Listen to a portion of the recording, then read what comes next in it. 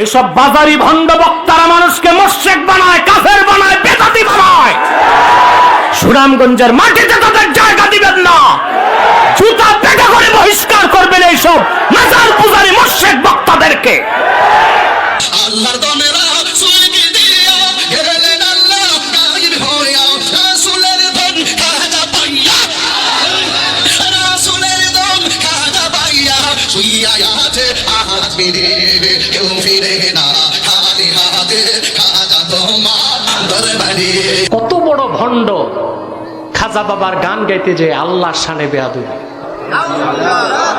বলে।